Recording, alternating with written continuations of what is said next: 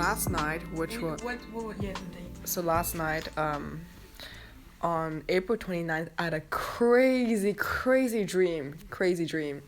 Like, it's like a dream like out of Divergent or Hunger Games movie, but like an upgraded version. So in my dream, basically I wake up on a hill, and it's like there's nothing but just clouds, and also people from Leiden University, like in our Hay campus. There are a lot of people I recognize, like you, Elise, they were my friends, like everyone, Emma, Sarah, people from my studies, and people from IRL, those I've seen and who I talk to. Yeah, so everyone I know. And we all wake up and we wonder, like, what the hell, where the hell are we and what are we doing here? And then, like, out of the blue, we hear like a speaker like floating around and like telling us, hello participants, you guys, there will be only one winner, one male winner. There'll be two winners, one guy, one girl. And like, of course, there's some people who are like, that is sexist, there are more gender roles. Some people said that, but like, then like some people said that and we're trying to argue about them, but most people we're are about to kill each other and yeah argue about gender like representation.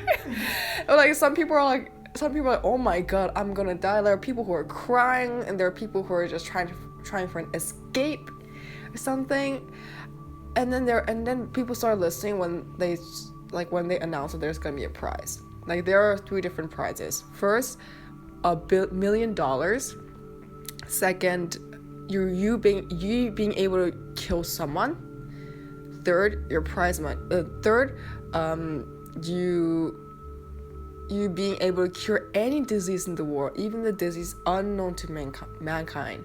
And in my head, like I was thinking, I want to pick the third one because, like, I need that for my mom. But that's weird because, like, my mom already passed away. I don't know why I thought about that. And then and then they're like, oh yeah, I didn't tell you this part. They also said that all of your family members are being held as hostages. So if you guys run away, you will also put your family members in danger. Wow. And then so all the people who wanted to just for some reason kill themselves because they didn't want to participate in this bullshit game, they were like, okay, we have to participate and kill at least someone if I don't want my family members to die. It's crazy. So like the countdown began, and then there were like weapons that were like kind of like we could see like a trail of weapons and like bags. So first, of course, I run out of instinct. I run and I grab I try to grab a lot of things, like a gun, a knife, a bag with essentials, like like the Hunger Games movie, that first opening scene of the game. And I find my friends because I managed to get some weapons and I want to give it to them, and like we can also form a team, or like basically like the Hunger Games. And I see some of my friends like literally getting killed by other people, and so I was like, okay, like me, of course, being like selfish in that position, you have to be selfish. So I just run to the forest and like trying to hide myself. And like this part I don't really vividly remember, but yeah, so basically in that place, like there were like all kinds of like different backgrounds. There was also city like settings, like there was a city, there was also a countryside setting, like a warehouse, like different places. There was like also nature, forest, and like there were a lot of people. I don't remember how many people there were in that game. Like I was staying in the city in an apartment, mingling with other people, pretending that I'm not in a game, but also trying to kill these people, because all these people are smart, like onto the top 30 people just kill each other, whoever they saw. But now they're like manipulating with people's minds, And like for some reason, like once we got to like top 30, like other people, not participants, but other people were getting involved. Like you didn't have to kill them. Like when I lived in the city, I like dealt with my neighbors, and like I met a guy who I kind of liked, and stuff like that. But also, like, in that game, I had to go through all my trauma, the things I've never told anyone, and what I would say everyone has my darkest secrets, my fear, my greatest fear, and stuff like that. I had to face them and stuff, and then the people I had to kill were those people like who had some kind of problems, you know, in university. Not that I had beef with them, but like, you know, yeah. And then when I lived in the city, like, for some reason, the one time I was in a nightclub in the city and I was snorting cocaine with this dude in my class, with Michael, you know, that my coworker. That's just really weird. And then, like, I was like the girl winner.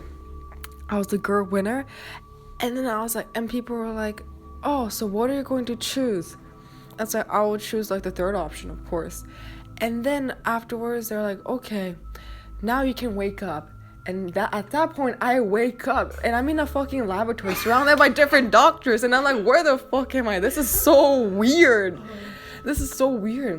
And then they've been telling us, you're the winner of this game. We have kidnapped you to analyze who are threats to society. And you're a threat. You're a threat because of this and that, you know? Which is weird because they're basically like divergent. Yeah, divergent. And they're like, we have demonstrated your darkest secret to these participants. These participants won't say anything. Because the weird thing is they have shown a lot to the public, but they haven't shown like the worst part of who we are to the public.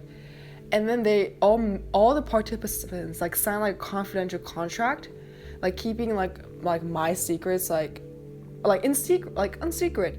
And if they were caught saying that to someone who weren't part of the game, they were gonna get killed. So they're like, if you don't want these like real personal traumas and your fears to be shown to the public, although a lot of it was shown to public, we'll you know, show this to the public and we'll use them against you and we will not give you the prize. So go along and pretend that, and you have to you have to pretend that you're a celebrity of this game, that you gain something, and you have to encourage the public to participate these games. Mind-blowing. And this, I was like to the other guy, yo, what did you bet on? He was like $1 million. And he was like, is this really worth it for $1 million? And he was like, no, it's not. And I was like, what are you gonna do? He was like, I don't know. I was like arguing with the guy. I've never even seen that guy. I don't know who he even is. But they're arguing, and then, you know, I come to the cafeteria where all the participants are, and like some of them are looking down on me because of what I've done. And some of my friends come to Hansu, I'm so sorry, I never understood, blah blah. And then later on, I was taken to this computer room. They which part they showed and which part they didn't show. Mm-hmm. And since I'm the winner, and people saw everything, I was allowed to see what people I was allowed to see other people's stuff. People who are in top 30, it showed the weird thing is when they demonstrated to public, it's like a TV series. The public is unsure which option they chose and why they're killing each other. So they show different side of my secrets, not the real bad ones, and kind of trick the public. Oh, in one episode they were like, okay, she might choose the third option. In one episode they show that, and it's like, oh, for that reason she would choose the second option. To understand that your mentality. Yeah, perfect analysis, yeah.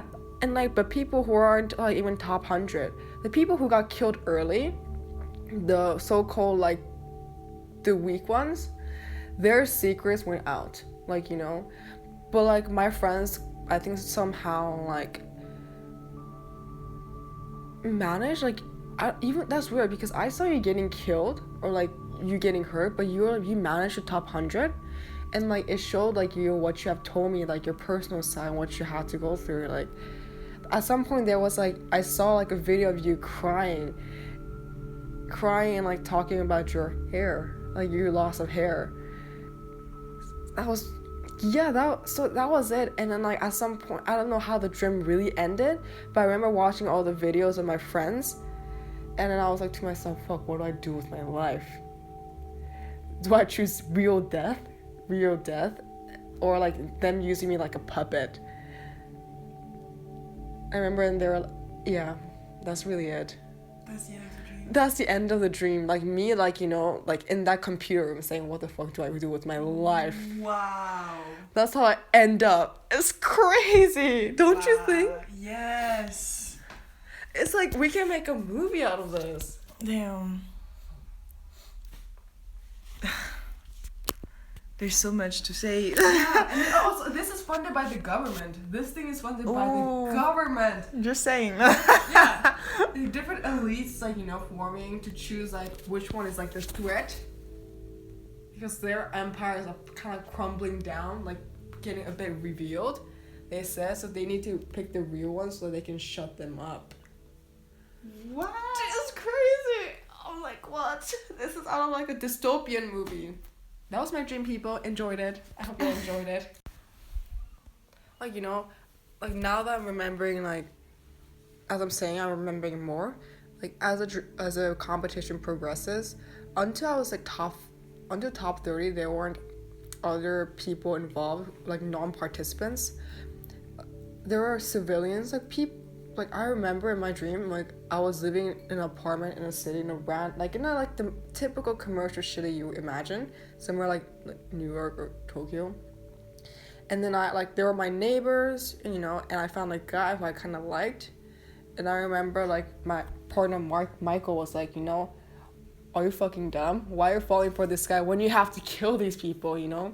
And they were like, you know, can I just pretend like, you know, I'm part of the simulation and not part of the competition? Like, you know, yeah. So I remember that part, and like, yeah, there were like other civilians involved, but we didn't kill them. We just had to kill like people who were in the competition. Yeah.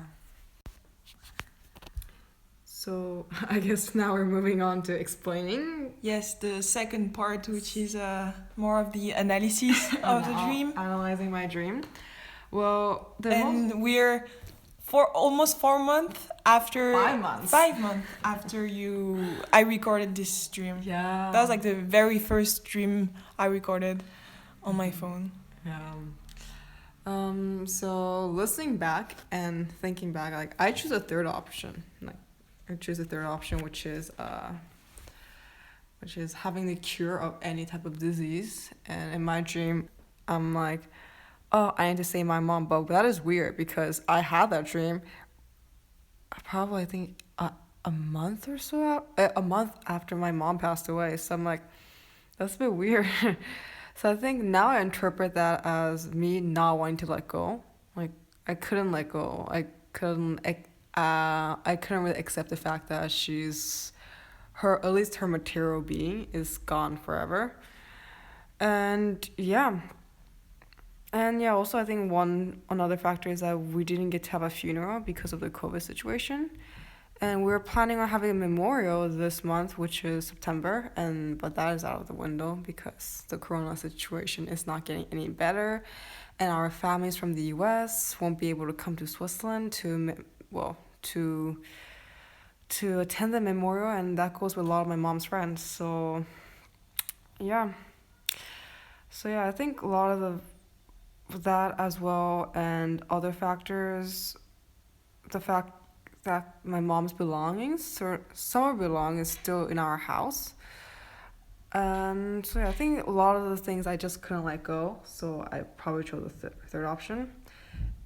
And also, I just want to add this to whoever is listening. Someone's death is not a character development. I've heard that, I don't know why, ever since my mom passed away, whenever I tell some people that, not my close friends, but like some people, they don't get the hint. They're like, oh my god, you must become so stronger. Yeah, it's not. I'm like, buddy, it's not a character development. It's a trauma that I need to learn and cope with almost all my life. So yeah, and that's like the first part that I want to talk about. The second part is I won the game, but the funny thing is I can't fight. I really can't. I did like 2 years of karate, but that's almost nothing. I can't fight, I can combat. Yeah, zero skills, but I still won. And in my dream, I remember getting a lot of attention, but I think that also explains that around that time, I really wanted, when I was back home, with my dad and my sister in Geneva, I didn't, of course, I'm not gonna get a lot of attention. Like, that's obvious. Like, my mom, like, either her material being or her, just my mom, she's, of course, people are gonna give her attention because it's her, you know, everything is about her, and that's completely normal. But, like, you know, sometimes I was thinking, oh, I feel really lonely. I feel like I have no one to talk to, because, you know, when you talk about this kind of sensitive things to people, you are going to cry, and that other person is going to cry, which is normal. But all you have been doing is crying all month when I was in Geneva, so I didn't want to cry. But I still wanted someone's attention, like saying, "Hey, Hansu," to check up on you, to check up on me, like, "Hey, how are you doing? Do you want to watch a movie?" Like, anything that wasn't really related to my mom, but like I wanted like that kind of attention. So I feel like that part of me getting so much attention in my dream could explain that part of how I was feeling. Yeah, and it's quite a sensitive issue, because you don't want to ask for that attention, but you still crave that and need that attention at that moment. Yeah. And at that time as well, like, so we talked about it before, but like us around, sometimes you don't know if you want to remind the person of around it, or you don't know if you want to choose distraction for the person, or if you want to, you don't know how much you should check up on the person. And now I understand that I should have paid more attention to that. Mm-hmm. And so I'm sorry about that aspect. Like, but also I don't think I really, now I look back and I realize how I really felt. Because I guess one of my problems is that sometimes I don't know how to communicate my emotions that well, which is normal. But also emotional. So sometimes I have no idea how I feel. Like, no idea. Like, I don't know if I'm sad, if I'm down, or if I'm happy. Like, that happens a few times, like once in a while, or like once a month. So I think so it was overwhelming. It has been very overwhelming. And also, like, this is probably not really related to dream, but something I probably thought, like, I've been thinking about that a lot. And also last night we watched Midnight Gospel, episode 5 together. By the way, please watch that episode. Yeah, guys, watch that episode. We'll talk about Midnight Gospel at some point. But, like, you know, I remember in, like, that scene when that creature finally lets go of all the hope and everything, it is in peace, you know? It is in peace. I remember when I saw my mom dying, like even though, like, her physical body was so, like, there was no going back, but like her spirit, like, she couldn't let go, like all the regrets, and, like, you know who wants to really die, you know? Like, she didn't want to die. I mean, at least some people want to die, but at least my mom, she didn't want to die at that moment. So but I feel like when she finally started to let go, she, remember, her kept saying whatever, like, slowly, and then she slowly let go, and she passed away. Yeah, she was in peace of that attachment to this world. Basically, she was in peace. And when I was having that dream, I remember having, like, this, like, really tense, like, you know, like, you feel like there's, like, something, like a rock inside of you, and you cannot let go.